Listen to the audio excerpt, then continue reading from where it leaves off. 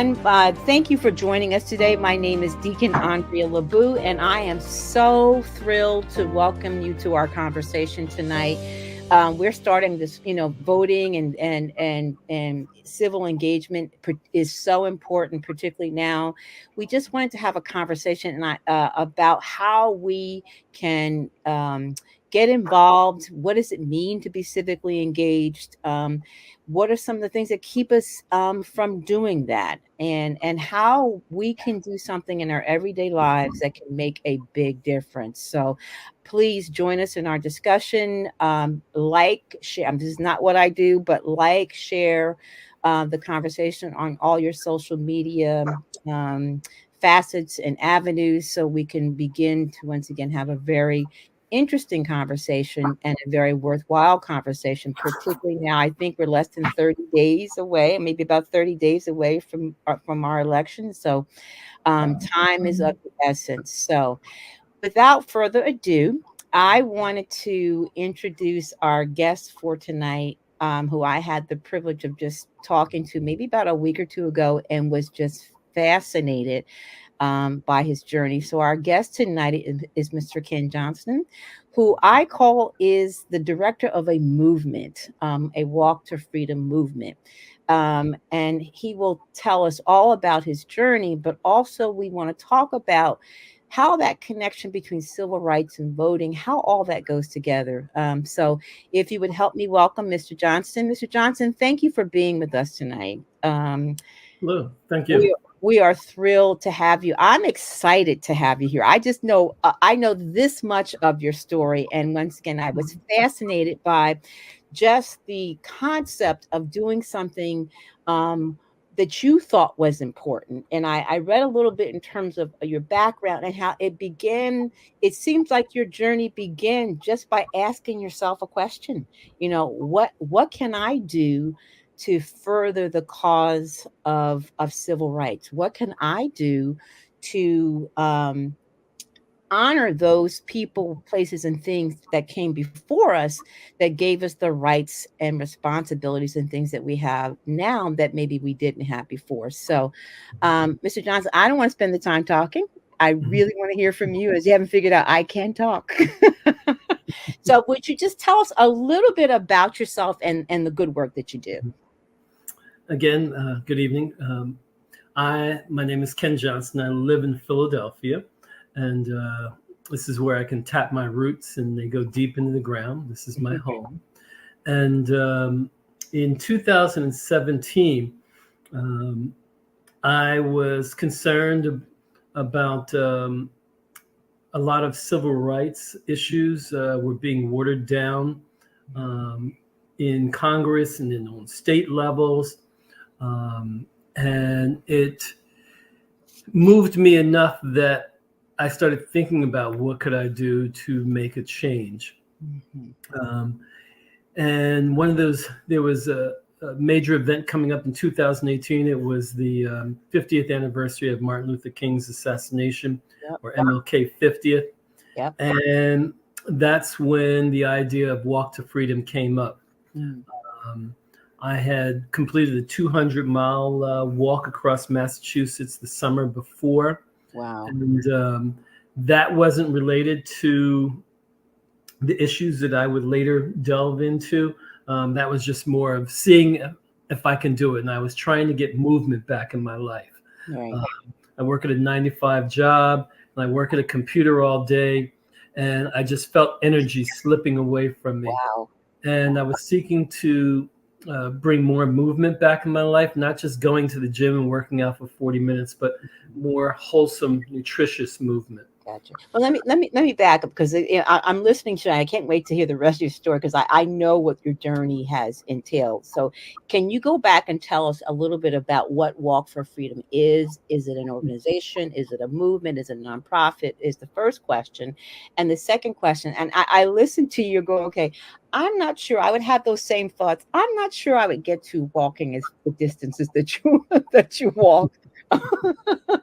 So I want to talk a little bit about that as well. But can you tell us, like, what is Walk to Freedom? It's a project. Okay. It's an initiative that I started. It's a project to meet people where they are in their neighborhoods, in their communities. And that's what I do on these walks. It doesn't always lead to conversations about civil rights and politics and voting, but it meets them in their community, and I get to, in just casual conversations, talk to them about what's important, and tell them about why I'm doing this, and sometimes I'm really shocked at just the people that come out and greet me. I remember one time when I was walking across Alabama from Selma to Montgomery, and I just gotten to the outside of Montgomery, and this woman came running out of this hairdresser salon, and she had seen me on the news about what I was doing, and she wanted to meet me, and she was just very inspired that I was walking to pay homage to Martin Luther King, following in his footsteps across Selma and Birmingham and Montgomery. And she wanted to bring me back into the salon to meet all the other women in there, and just to tell my story, just to tell why I was doing it. And people were just, very amazed that someone would leave their job and walk for Martin Luther King. Wow. So, I mean, it sounds like a fascinating task, first of all. I mean, when you talk about photojournalism and things like that, I mean, that is like, it's sort of like my dream job. I think everyone has a story to tell. Everyone has, and what an opportunity you have to walk, and I want to hear more about what your walk entailed. Like, where did you start? Where did you end? And what are some of the things that you encountered while you were walking, but also what are the things that you learned while you were walking? So can you tell us a little bit about where did the journey start? Like, where did you start? Where did you end? Well, for MLK 50th, I started at the Brown Chapel AME Church, where I was welcomed by the minister and the board there, who gave me a really amazing send-off to begin my journey.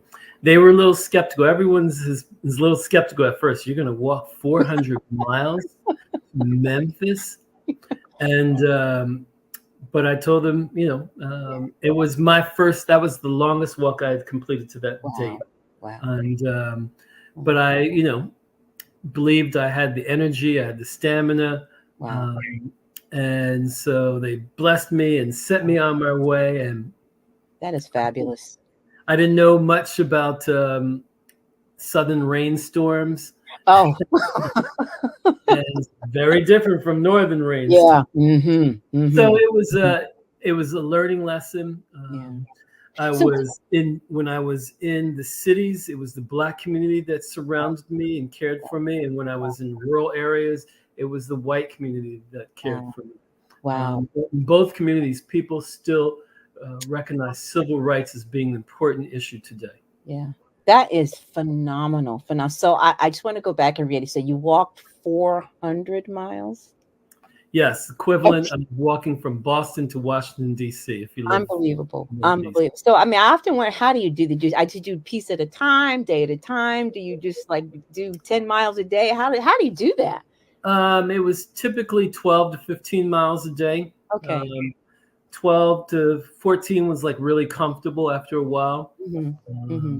And sometimes I had a tent with me in the backpack, so I was carrying a 40, 50-pound backpack. I would sleep on the side of the road, and sometimes at the campsites between Selma and Montgomery. Most of those are privately owned, though. And when I reached Montgomery, my fraternity brothers from Alpha Phi Alpha came out and took care of me, and they put me up in at a Catholic ministry. And I'm like, why are you putting me up in a Catholic ministry? And it turns out the minister of the church was an Alpha. Wow. And they had a school attached, and the principal of the church was an Alpha, and the musical director was an Alpha. So it was just, they were taking care of.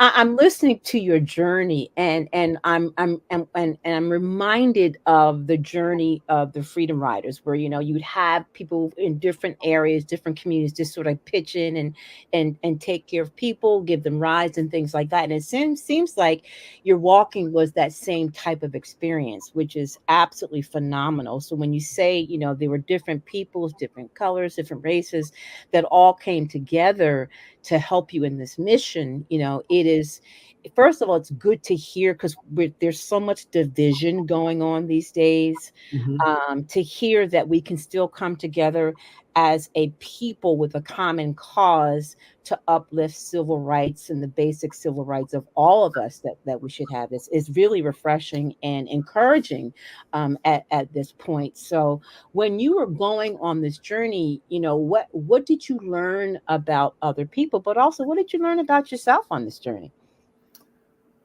Um, I learned that people are kind. Mm, Um, they will come out and support you if it's a cause that they believe in. It's if they believe it's something good that you're doing. I would always, notify media as I was walking through different areas, so people knew that I was coming, that I just wasn't, a vagrant walking through the area. And so they knew that I was passing through, and then they would come and greet me, and they would bring me water and snacks and things like that. And sometimes I would have to refuse it because someone just gave me 6-pack of water a mile down the road, and every yeah, bottle was an extra pound in my pack. right. And it was just so much I could carry, and I felt sad sometimes that I Yeah, had to say no to some people and yeah. accepting their gifts. But they understood, and but that's the way they were. People just, they opened their doors Nice. to me. They allowed me to stay in their house. They were just so kind, and I've experienced that on each subsequent journey that I've been on. Mm-hmm. And that is, I really, the more I hear, the more fascinated I get, because I think we often have ideas. I'm going to make a change, I'm going to do something, but sometimes we rarely Hmm. get off the couch and actually do it. So it is so refreshing, to hear that you had an idea. I say policy, everything starts with an idea, but you had an idea and you moved upon it, and you had an opportunity to meet people in a way that, many of us will never have, Hmm. will never have that opportunity. And when you think about the Selma Montgomery Hmm. um, walk, that was about voting, you know, Yes. and the right to vote. Yes. And um, and what Yes. I was doing was walking in the footsteps of those original freedom seekers, those Yes. original civil rights marchers, Mhm. who made that long stride to freedom, uh, Mhm. and knew that voting was an important part of it, Mhm. and that walk was dedicated to them. Mhm. And for me, it was feeling this sensory um, underfoot of what it was like to make that walk. Nice. Right, right, right, right. And that's, I'm glad you said that, because I was about to segue into the voting and civic engagement piece, because like I said, we are coming into, what I consider to be a very important election. Not that any election is non-important, but this is particularly an important one. So connecting civil rights to voting, we don't always make that connection, and I'm glad to hear you say that, your walk is based on the framework of what was done before, and on the concepts of what was done before about civil rights and voting, and having the right and freedom to vote unencumbered by any type of hindrance or barrier or anything else like that. And that becomes something that I think we take for granted these days. Mhm. And some people just don't value or see the importance of it, because we've had it. But some people have had it all their lifetime, so it doesn't feel as important. So connecting voting and civil rights, together, what do you think, that connection is, but also what do you think can be done, or what do you think are some of the reasons why people are not connecting those two pieces, or not civically engaged, are not voting? What do you think, where does that come from? Um, I think one of the positives that came out of the civil rights movement is our access to restaurants and golf courses and swimming pools. We were denied those that public accommodation type of access before. And now that there's a generation that's been raised that always has access to those things. Right. They don't necessarily remember what that fight was like, what that struggle was. And but there are new struggles that are there today, and that are similar to the same struggles of years ago. Absolutely. Police violence, Mm-hmm. healthcare issues, Mm-hmm. so that or lack of access to healthcare. Mm-hmm. Mm-hmm. Those are similar issues. When you travel to places like Georgia, voting is still a challenge down there for them. Absolutely. And they know it very well, more so than maybe here in Pennsylvania. But there, you can have your name stricken from the voter rolls very easily down there. Yeah. If you've been incarcerated, trying to gain that citizenship back is still a major issue in many states, North and South. It's not just a South issue. It's a North and South, and that's how we lose our right to vote. Many of us, just little simple mistakes that we make in our life, and that opportunity is gone. Yeah, and then I mean, as you're talking, I'm thinking, the premise of what we're doing tonight, and we'll be doing a town hall that I'll talk about a little bit later. Is that it's your voice, your vote. Your vote is your voice. And I think there have been, as you mentioned, so many things, policies, methods that have come to silence people. And unfortunately, as you mentioned, it's a silence that we're often unaware of. And that, even in terms of people may think they're registered to vote and they may not actually be registered to vote. So we're telling people, make sure you check your registration. These are things that are happening today. They're happening today. And though we think that they are policies and procedures and things of the past where things were probably a little more blatant than what they are today. As you said, it is still a challenge. It is still a challenge to vote. It is still a challenge to receive quality health care. It is still a challenge for social justice and those things that may not necessarily stick in our face every day, but they are surrounding us every single day. So, in your walking and for civil rights and connecting those things to voting, has your view of civil rights and civic engagement, has your view changed since you started your walk to freedom? I'm going to say no to that. I think my view about civil rights is pretty strong when I started, and it hasn't changed in terms of the importance of it. And now it's just about continuing to impress upon others, don't let these things slip away. Yeah. I live in Philadelphia, and even though I've lived in Philadelphia all my life, and and I've only lived in a few places, why should I have to show my ID when I go to the Why do people have to show their ID? We want everyone to vote. Yeah. And so. Yeah. Yeah. And I think one of the things that, when we talked the first time, sometimes it's very frustrating because there can be a sense of apathy and, I'm not going to bother voting, it doesn't make a difference. My vote doesn't count, and I had mentioned to you that I have had multiple conversations with people. Are you even registered? Well, I'm not going to register because I don't know the candidates. Okay, we got that. But, in terms of understanding policy, how does my voice translate to policy? How does my voice translate to power?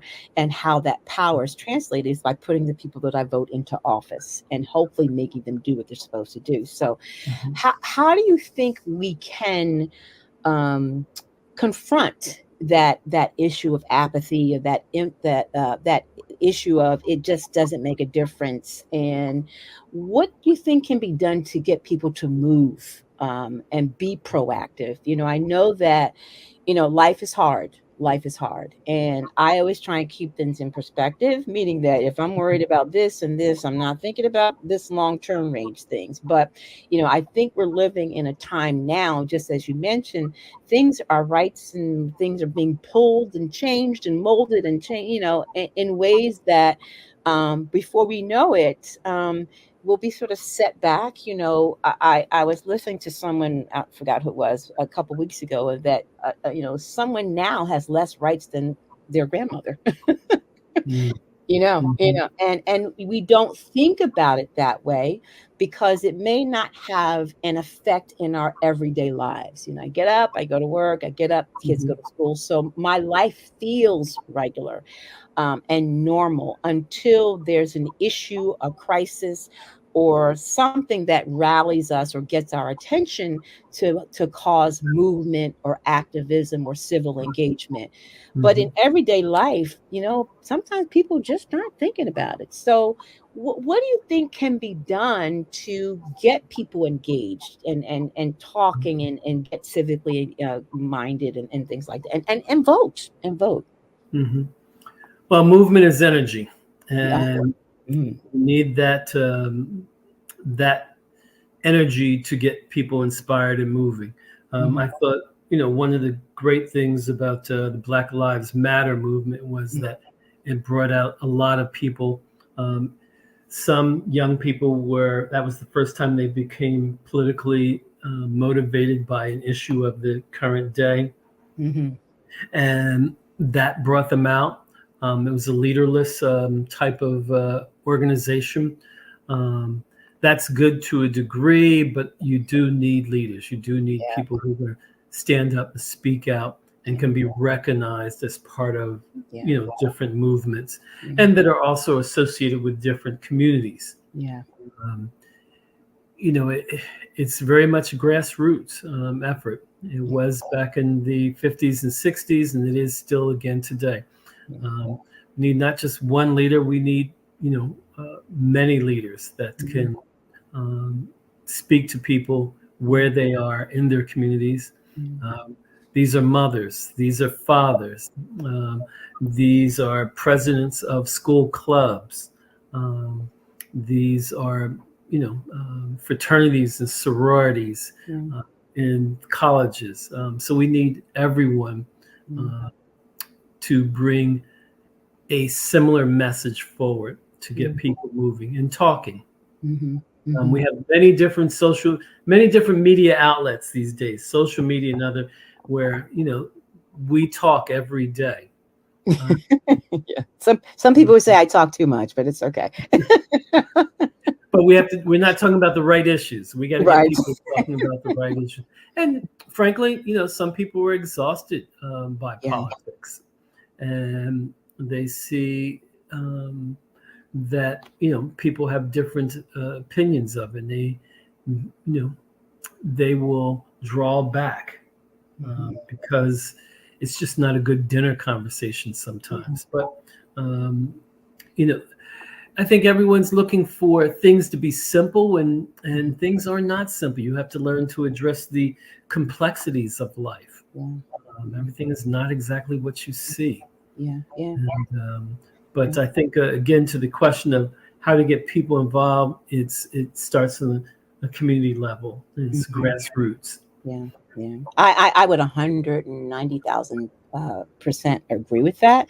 I think, I teach a class and I say policy starts with an idea, movement starts with an idea. And I 100% agree with you when you say the leadership is important. When I talk, I teach, I say, when you saw the Freedom Riders and things happening back in the 60s, those were planned events. And people were taught how to withhold if someone's going to hit you on your head, and how not to, engage when you when someone's calling you names and things like that. So there was training that went along with that, and training from leadership. And there were different, so there was a structure there that I think people developed um, and it molded over time because it molded from the experiences that people went through. And Mhm. so when you say that activism and voting and civic engagement, it happens over time. It happens over time, and it takes experience. I think we live in a microwave society. Mhm. You Mhm. press the button, you want everything quick, and so it's difficult sometimes to impress upon someone that is used to that type of fast-paced, moving, result-oriented, which is nothing wrong with that, Mhm. but often change um, comes from intent, but intent comes from Mhm. experience, and experience takes time. Right. It takes time. Go ahead.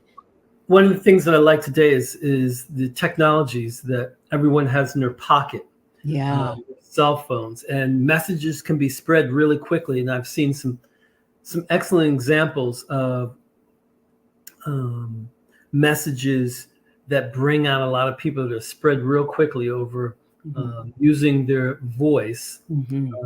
through their cell phones. Mhm. And anyone who's receiving messages from political candidates right now um, through their email and um, their cell phone, Mhm. they're tapping into us. They know how to tap into us. And we just need to use those same Yeah. technologies to tap into communities to move them forward uh, Mhm. on these issues. Absolutely, absolutely. So I know I promise not to keep you long. So we're gonna go about a half hour, and we're almost out of time at this point. But I did want to sort of talk a little bit about connecting the civil rights movement and the concepts with voting, and sort of thinking is voting enough? Sometimes I think going back to your discussion, civic engagement, community focused civic engagement is important. But if we don't have the experience or the leadership to foster that, I think sometimes communities can be crisis oriented. If there's a crisis, then we move, and then the crisis goes away, we kind of settle back into our lives again. So it kind of goes up and down. Mhm. And voting may be one of those things as well. I vote and then I go back to my life. I vote, things turned out the way I liked it, maybe didn't, but then I go back. So I'm often questioned or left with the question, is voting enough? Is voting enough? And how do we foster voting, but also meaningful change within communities and policies? And these are really big questions. But how do we foster change? And is voting enough, do you think? Mm. I'm not a politician, so um, in terms of one change that I would like to see is I would like to move away from a winner take all type system, Okay. and where when you go to vote that you cast multiple votes in Mhm. the first round, the second round, third round. Some states are adopting that. Right, right, right. I actually like that, and Hmm. I'd like to see more of that. Um, and I'm sure there are many other strategies and methods. Hmm. Um, I don't know them all off the top of my head, but that's one change that I would like to see. Right, right, right, right, right, right. So as we close things out, first of all, and I think I told you when we talked last week, 'cause we could probably talk for like 3 days straight. I think what you're doing, first of all, I commend you for taking the idea into movement and making it visual. And then I'm jealous of the connections that you're making, the people that you're meeting, and just that whole experience has to be absolutely phenomenal.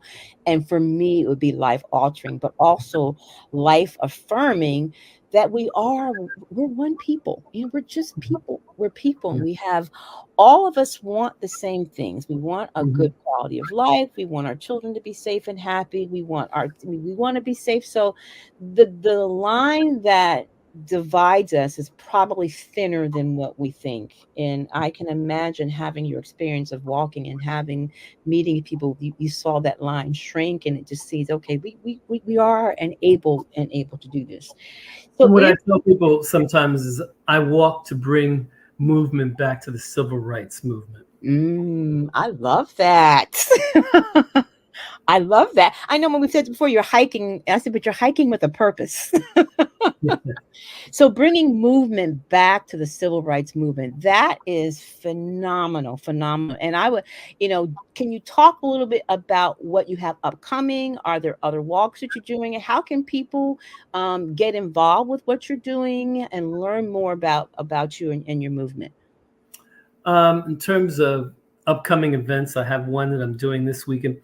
In addition to following civil rights trails, I also follow a lot of underground railroad trails. That's what I've been focused on the last few years. This Saturday, I will be attending the Catoctin Furnace Fall Festival.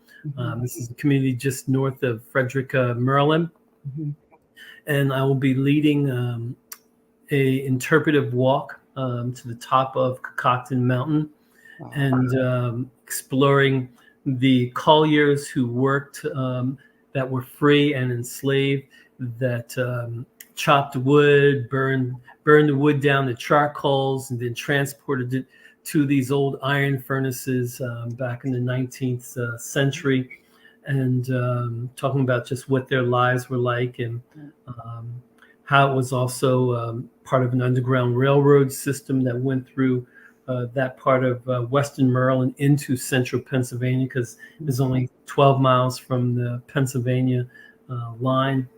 And next year, I'll probably be returning to Texas. This past year, I walked from Galveston to Houston, which was about 65 miles, to commemorate Juneteenth. And I learned a lot from that walk. And so Texas is calling me to come back. Wow. Wow. So how can someone follow what you're doing? Do you have a website? Do you have social media? How can Yes, they connect to you? I do have a website. It's ourwalktofreedom.com. That's OURWALK to freedom.com, or they can simply search Ken Johnston. I do have some social media accounts. I don't regularly post to them all the time, but my website is the best place to find out more information. Great. Well, Mr. Johnston, I am jealous. I am jealous. I did have a question. You know what? Once I get my knees straight, I'm coming. I am coming. And which brings me to my next question: Is there are there certain skill levels that someone needs to join you, or is there a piece for everybody to can just? If I can do a mile, I can do a mile. You can do a block. I encourage people to come out, walk one block, walk 2 blocks, whatever feels good for you. Great. Well, I'm coming. I'm going to be there. I may do a block or half a block, but but I will be on my way. Mr. Johnston, I cannot thank you enough for your time. Not only being here with us tonight, but for your time and investment in putting movement back into the civil rights movement. I encourage everyone, please check out his website, get involved, find a way, once again, to become civically engaged, more than just voting, but how can we make a difference? And I admire what you did. You said, okay, I think I want to move more, okay, but I want to move with a cause. And look at all the wonderful things you're doing. So if you have enjoyed our conversation tonight, please join us for our virtual town hall. You can check our social media's information for the upcoming dates. But we want you to understand that this is more than just one person. It is a movement, but it is our responsibility. So to vote, to be civically engaged, to be, as Mr. Johnson said, be movers and shakers and supporters in our own communities. It doesn't take a lot. It can take one person to have one idea to make movement and activism happen. So thank you for joining us tonight. We look forward for you joining us in our next session, our virtual town hall. Remember, your vote is your voice. So thank you. Have a great evening to everyone, and take